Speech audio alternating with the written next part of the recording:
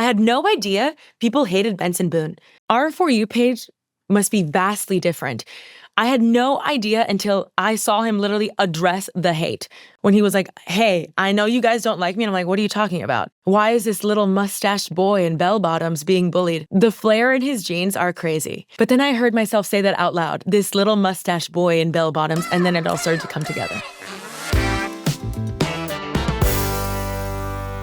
From the Cut and the Vox Media Podcast Network, this is Tefi Talks. I decided a long time ago, before we started the podcast, that I was going to wear a different tie every episode. And I don't own any ties. So I thought to myself, where do I get ties? And since I'm a genius, I went on eBay. I got a bag of 50 of the most hideous ties you've ever seen in your entire life. I'm obsessed with them. I cannot wait for the holiday.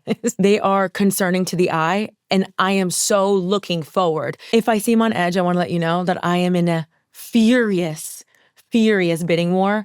I am currently bidding for the most chic pair of candlesticks you've ever seen. I'm talking like Victorian girl walking through a dark hallway with like that level of chicness, like bonnet, shivering, Nosferatu style candlesticks. I need them. Sterling silver. And she's just not letting up. Every time I say $20 more, she says 25. She's on it. In fact, I'm going to need you to open up my eBay app.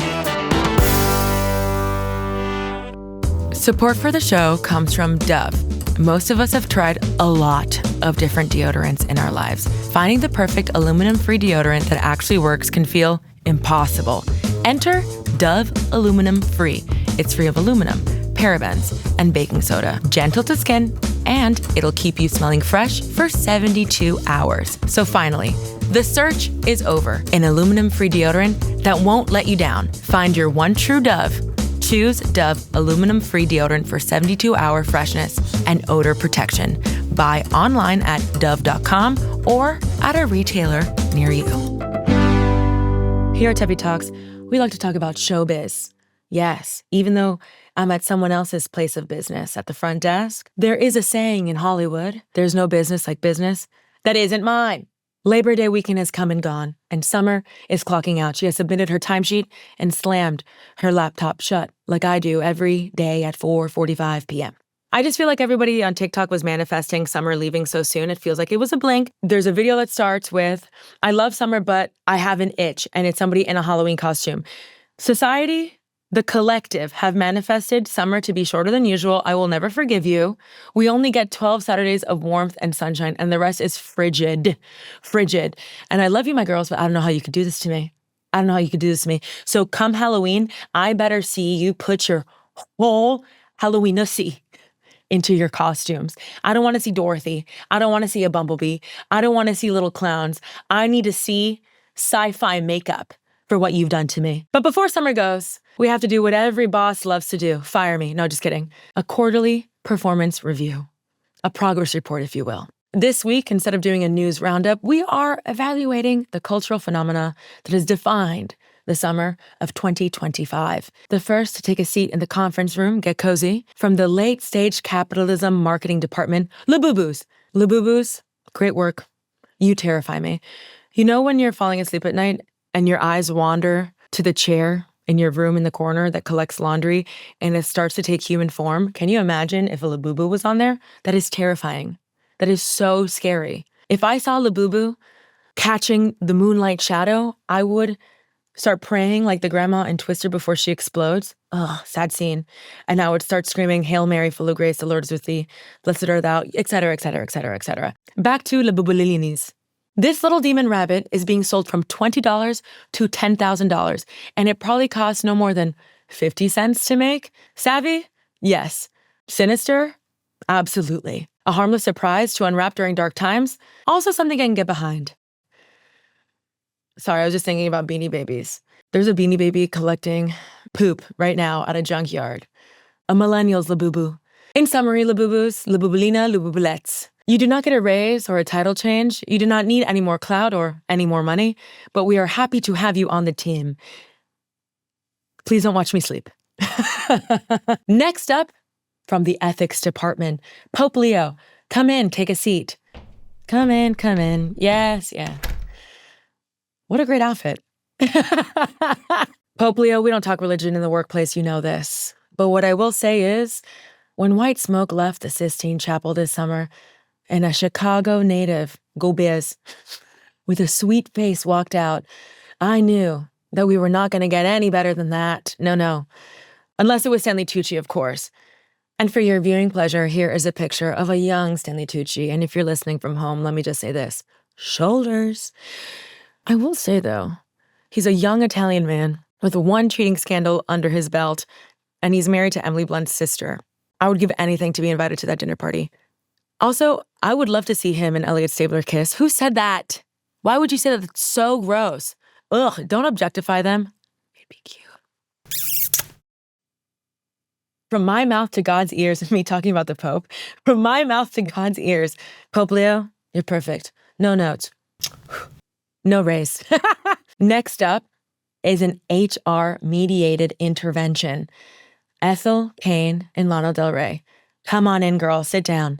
Lana, ever since you started working remote from the bayou, you've gotten bolder in what you have to say publicly. Name-checking Ethel in a leaked diss track is not exactly discreet and not cohesive for office culture. Ethel, I think your critique on Lana is valid, but do your best to keep your feud private and tell your sister to follow suit, saying that she can't wait to watch Lana's hologram perform while she, quote, hits her vape backstage diva, and, quote, what inspired you to suddenly make a country album, end quote, isn't necessarily sly.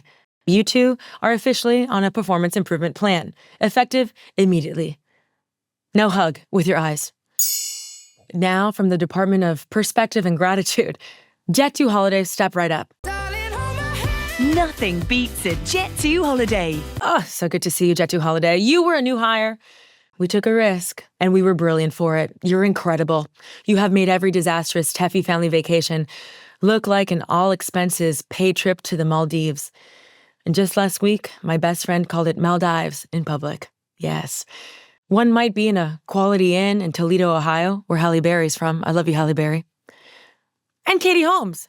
Ah! But at least I didn't get launched off a zipline into the jungle. No. In 2007, though, I did go ziplining in Costa Rica, and I was nearly attacked within an inch of my life by a howler monkey. You can hear a howler monkey from a mile away. Imagine nearly nose to nose. How was I supposed to know? Two very young, attractive Costa Rican men flung me into the wilderness, and I was faced with what? Wilderness. Crazy. And he was reaching for the line, and I was stopped in the middle, and a guy had to come and push me down farther, and I left him with the monkey. Sorry. What did Newton say? Survival of the what? Fastest. Bitch.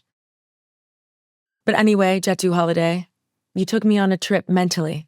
You let me experience other people's hilarious fails, and for that, I am grateful. Oh, you gave me a good giggle every week, every day, every hour, every second. Congratulations.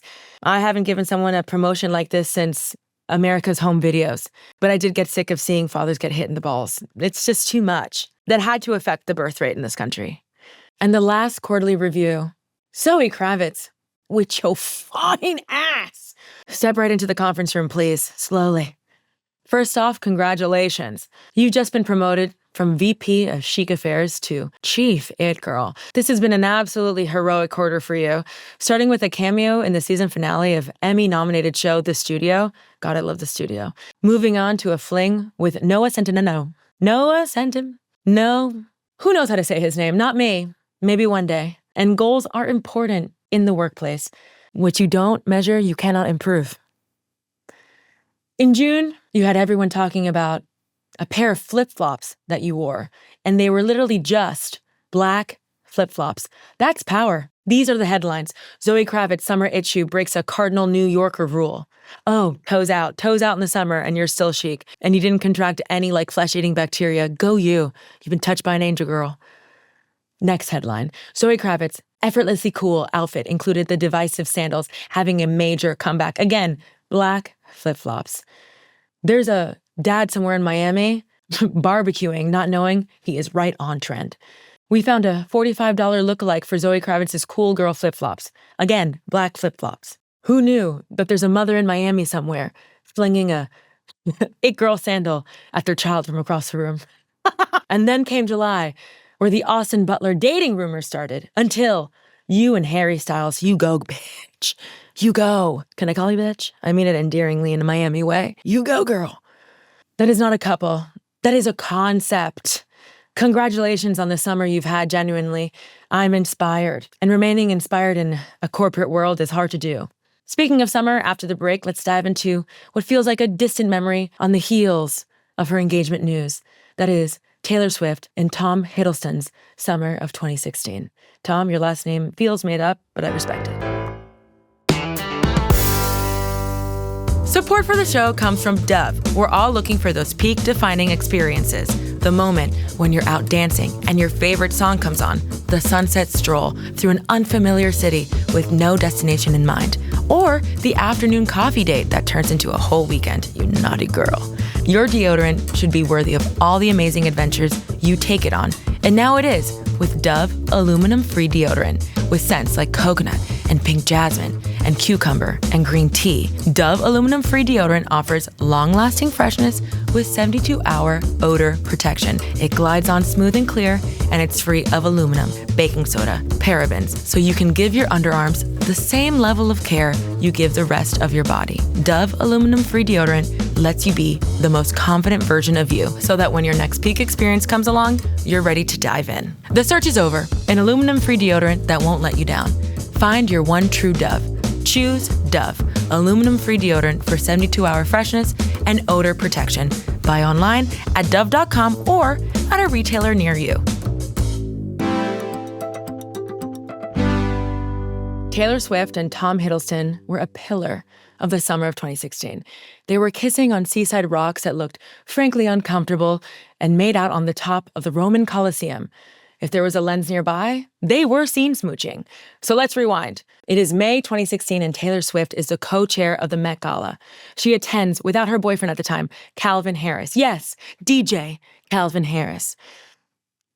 A pillar of Live, the nightclub in the Fontainebleau, Miami. God, he made 2010 good for me. I'm not proud of the work I did there, but I had a great time.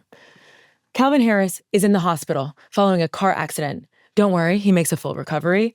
This is the year that Taylor had the bleached blonde hair and the snake dress. Can I just say this is my favorite style era of hers? The bleached blonde and the dark lip. I like that a lot. It was giving, okay. The night of the Met, there's an Instagram video of Taylor Swift and Tom Hiddleston having a dance-off to the song Bring 'Em Out by T.I. If there's a video of that, I'd like to see it, but I don't know if I can watch. I don't know if I can imagine Taylor Swift and Tom Hiddleston being like, you got served, or like in the rain, like, you know what I'm talking about? I love that they chose to Bring It Out because there's a line where he says, TIP coming live from the VIP. And what do I say? EVP coming live from the VIP. Yeah, I do. I make it about myself. Where? At the Fontainebleau. At what nightclub? Yeah, at Live. 1 on Sunday, like a fucking church. Less than a month later, reports come out that Calvin Harris and Taylor Swift have broken up and that no one cheated. That's exactly what someone says when they cheated. But also there seems to be some bad blood. A friend of Taylor Swift, aka Taylor Swift, tells People magazine that Calvin was, quote, intimidated by her success, which is why he would not attend any events where she was being honored or any award shows unless he was being nominated. Tomato, boo this guy, tomato, get his hairline, brick, 8-ball, why do you guys have 8 balls? Tomato. Exactly. You sound like a pussy. That's how I feel. It's important to express yourself. A source near Calvin Harris tells People that, quote, they come from very different worlds. Taylor is used to being treated a certain way, which also alludes, he's basically calling her a child, like a brat, immature. The idea that Calvin Harris mansplained respect or how to behave to Taylor Swift, it makes me sick. We can do another boot track. Tomato, 8-ball, brick. Okay. Many speculate that Taylor's song Getaway Car is about wanting to break up with Calvin Harris at the Met Gala, but needing a reason. And I quote, the ties were black, the lies were white. The shades of gray and candlelight. I wanted to leave him. I needed a reason. She was bored. We've all been there. When you feel like your relationship is a snooze fest. It's like the honk shua guy. Show me the honk shua guy. You like that? Yeah. That's an impression I've been working on for 5 minutes. We all know what it's like when you want to dump someone and you still want to come off as nice. You don't want to be the villain in someone's story. I bet you 1 million, okay, I bet you $10 that she like loved his sister or his mom or like loved his friend group or something, and she just didn't want to sour it, you know? But how do you tell a family you love or a group you love, you know what I mean, that like you love them, but your man sucks? On June 15th, 2016, photos of Tom and Taylor kissing, holding hands, and cuddling in Rhode Island are everywhere. I think canoodling in like New England, like Rhode Island, is so chic. It's so generational wealth. It's so like Kennedy inspired. Good for you. That same day, Taylor and Tom are seen canoodling in Rhode Island. Calvin and Taylor delete all the photos of each other on their Instagrams. Calvin unfollows Taylor and her brother and then quickly refollows her, obviously crashing out. Obviously. It's always refreshing to remember that men also crash out. It's like feeling a sea breeze. It's like waking up at 3 a.m. thirsty and chugging water. So good. You know what? I'm okay with imagining a tall blonde man crashing out. It seems right. It seems just. It seems like she's doing me a favor. Taylor and Tom's public appearances become a regular thing. Not only do they dance together at Selena Gomez's concert, they also meet Taylor's parents. And you know who else met Taylor's parents? Me! I did. I went to the Air store and I met her father and her mother and they gave me a bracelet. What sweet, sweet people. I went in for a hug, I think. I don't want to talk about it. I'm going to die. Okay, moving on.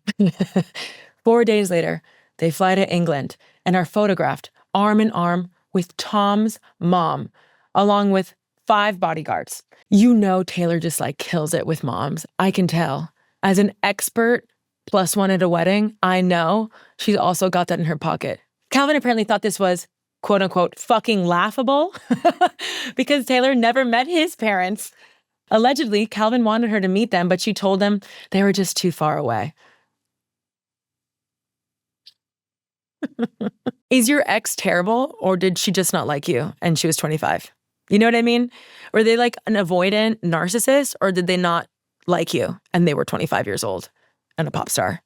You know what I mean? Is it like a psychology thing, or is it just they didn't like you? You know, when someone's like, they're so avoidant, I'm like, I just don't think they liked me and that's okay. You know? And I'm 25, you know? I'm actually 35, but whatever. Look at my Botox. She's kicking in. So Tom and Taylor take off to Rome in Australia. I would just like to note that Calvin Harris is from Scotland. So Taylor went to England to see Tom's mom and then went to Rome in Australia, which is considerably farther than going to Scotland. Was she an asshole? Yes. But did she just not like you when she was 25? Yes. I don't think it was fucking laughable, and I don't think you were laughing, Calvin. So they go to Rome in Australia, right? Then they spend the 4th of July in Taylor's Rhode Island home with a bunch of her friends. We're talking Gigi Hadid. We're talking Carly Kloss. We're talking Ruby Rose. Uzo Aduba. What? Right? Ryan Reynolds and Blake Lively. Obviously. This is where it gets a bit embarrassing for Tom. He is seen and photographed wearing an I Love TS t-shirt. I remember where I was when I saw those photos for the first time. The I Love TS. I can close my eyes and see them. Why? Because I'm traumatized. The amount of pena ajena that I felt could not be measured. It could not be measured. There's no way all of that cringe can fit into this little girl body, so I'm going to give you some. Ready? Do you feel that? That's how I felt. I saw that. You know when you're watching an American Idol audition and they're bombing it after they already gave you like a backstory so you feel attached to this person? Cruelty to me. And that's how I felt watching that. Like when you have to like change a channel, I had to change a channel. I was like, I can't do this. I can't do this. I can't do this. I Love TS. No, I can't. But he did. I will say though, hear me, if it was my partner and they wore like an I Love TP, Tefi Talks, not toilet paper, don't be a bitch. I would swoon and die. So I understand the corn of it. When you like somebody, you love corn. I love myself some corn, you know? In every good fling, there are questions from all sides about how real the relationship is. People said the Rhode Island paparazzi photos were staged and that Taylor was just filming a music video or promoting a new album. When isn't she promoting a new album? There's always a new album. Who is your psychiatrist? Can I please talk to him? What are you on, Taylor? How? Ow! Other reports say that Tom was trying to raise his profile to be the next James Bond. I mean, I guess I can see him as a Bond, kind of. Every time I close my eyes, I see him with that black bob. You know? Someone in Calvin Harris's camp told TMZ, so Calvin Harris told the TMZ essentially, they thought Taylor Swift wanted to be a Bond girl. I can see that in the bleach blonde dark lip era though. I can see that. On July 8th, Calvin Harris releases a song called Olé, which references Taylor Swift's new boo. The lyrics say, quote, I see online that you've begun to be a good girl and take trips with your boyfriend. Being attentive, continue to pretend. You've hidden my name in your phone so you can call me to tell me you've been going through hell, left him alone, and you booked in a hotel. What's he saying? Let's break this down. You pretend to be so nice to him and you're cheating on him with me. And you changed my name in your phone to like Gigi or Carly. Calvin also references Tom's character from Thor, Loki, the Bob. Loki won't tell none of your friends about me. Loki. He's trying to do... You cannot go bar to bar with Taylor in lyrics though. Like, I see what you're doing, but like, it does get to a point where you are tiptoeing cornland and not romantic corn. Like, corn. Ooh, yee, like that. Approximately a month into dating, in mid-July, a source tells us, they didn't tell me, they told Us Weekly, that Tom is going to propose to Taylor. I have to say though, whenever a couple starts dating, within 30 days, they're like, wedding bells. And it's so, like, I can't even imagine, because imagine what else could scare a hoe farther away? You are scaring the hoes. Us Weekly, that I used to call US Weekly. Alas, showbiz is international. Can you imagine just going on 4 dates with somebody? You've been together for 4 Saturdays together, and Us Weekly scares off the hoes? Oh, sad to see. Anyway, Us Weekly reports that Tom is going to propose to Taylor, and even scarier, this source adds, quote, she would definitely say yes. Now remember what else is happening in Swiftie world in 2016. A lot. The feud with Kanye West has taken over. His line, I feel like me and Taylor might still have sex. Why? I made that bitch famous. Really rattled her. Really grinded her gears. And whose gears wouldn't it grind? If somebody came on a song and said, I made Tefi famous, which one? Oh my God, you think I'm famous. And 2, I don't see you pressing record on TikTok. You wasn't with me shooting in the gym. You wasn't with me shooting in the gym. Taylor Swift claimed that Kanye did not run the lyrics of his song Famous by her, but then on July 17th, Kim Kardashian releases a recording where Taylor Swift is okaying the famous lyrics. I also will say she was just trying to mend the bridge that Kanye, blew up essentially after the VMAs. I can see her just like trying to be nice and collaborate and like move on from things. And even if she alluded to being uncomfortable, tell me the last time Kanye West has heard the word no and accepted it. Never. Taylor responds and says that she never specifically approved him calling her, quote, that bitch. But this is sort of when the public starts to turn against Taylor and her reputation era begins. The Hollywood Reporter asked Tom Hiddleston about dating Taylor during her, quote unquote, cancellation. Not good for a potential bond. No. And he said, quote, I've learned that there are many sides to a story. Too neutral of a boyfriend, by the way. If you're my man, could you stand up and say, fuck that guy? Are you kidding me? I want you to talk about my op and my enemy wearing the I Love TS shirt. Please. I've learned there are many sides to a story, and that sometimes there are a lot of stories out there. That's what I would like to say. Sounds like you're pussyfooting a bit, my guy. Pussyfooting. You might as well eat that ring and shit it out. Absolutely not. Get away from me. I know CVS employees that would defend me more. If cameras went up to me in a fucking Sedanos in Miami, those employees would stand up for me. My man? Yeah, whatever. In early August, Tom goes back to Australia to film Thor and put that bob back on. And outlets report Taylor and Tom's having their first big argument over his shooting schedule. They get into a bit of a tussle. I mean, that's like the classic Hollywood thing. They broke up because of their scheduling, aka they're fighting. Reports start to trickle out that Taylor is uncomfortable with Tom's insistence that they are very public with their relationship. And on September 6, 2016, 9 years ago, this week, Us Weekly reports that Taylor and Tom have broken up. In the article, a source says, Taylor knew the backlash that comes with public displays of affection. But Tom didn't listen to her concerns when she brought them up. Calling a man a clout chaser is so chic, Taylor. So chic of you. On the other hand, Tom Hiddleston's friends say that he actually dumped Taylor, not the other way around.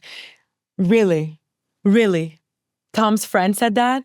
That's crazy. Really? Did Tom's friends look just like Tom, but they were wearing glasses and a little mustache? Yeah? I'm sure. In February 2017, Tom does an interview with GQ where he said something only someone who is not in a real relationship would say. It was real. No, but this is a quote. Taylor is an amazing woman. She's generous and kind and lovely, and we had the best time. Of course it was real. AKA, I'm terrified of the bitch, and you should be. You should be. You know what else is real? Interplanetary movements. After the break, we're turning our telescopes on Taylor Swift as we consider the science. Yeah. Thanks to Dove for their support. Most of us know what it's like to feel like you found the one, only to be let down. I'm not talking about your love life, I'm talking about your deodorant. Dove aluminum-free deodorant will keep you feeling and smelling fresh for up to 72 hours. It's free of aluminum, parabens, and baking soda, and it's gentle on your skin. The search is over. An aluminum-free deodorant that won't let you down. Find your one true Dove. Choose Dove, aluminum-free deodorant for 72-hour freshness and odor protection. Buy online at dove.com or at a retailer near you. Taylor Allison Swift was born December 13th, 1989. Taylor's sun is in Sagittarius. I always say you should be friends with a Sagittarius, but since I'm a Cancer, I cannot date a Sagittarius. They will run me into the ground. They are too free. I'm like, stay home. Let's watch a movie. And they're like, sorry. There's a Caribbean party down the street. And I'm like, you can't dance. So, of course, Taylor is a Sagittarius, okay? She's the kind of girl who will write a breakup anthem, win 3 Grammys, and then go off-grid. Sagittariuses are blunt people, a little too blunt. One time I showed up to a party and one of my Sagittarius friends were like, what are you going to do to your hair? I'm like, I'm already here, bitch. Fuck. They're adventurous and allergic to stagnation, for sure. They're like sharks. They always have to keep moving or they drown. Reinvention is the name of the game. I feel like Sagittariuses and Aquariuses are like in that way. I picture them like Pinky and the Brain or like Beavis and Butthead. And the Eras Tour is a manifestation of Sagittarius energy through and through. Her moon is in Cancer. Cancer moons, my sweet babies. Come here, let me hug you. That's enough, or I'll call HR. You don't want to be with Lana and Ethel. Ethel's an interesting name. We'll talk about that later, okay. Her moon is in Cancer. She's nostalgic. She keeps letters from her exes in a shoebox in her closet. She documents her life and her music and her diaries. You know she loves to scrapbook. Her scrapbooking is probably gorgeous.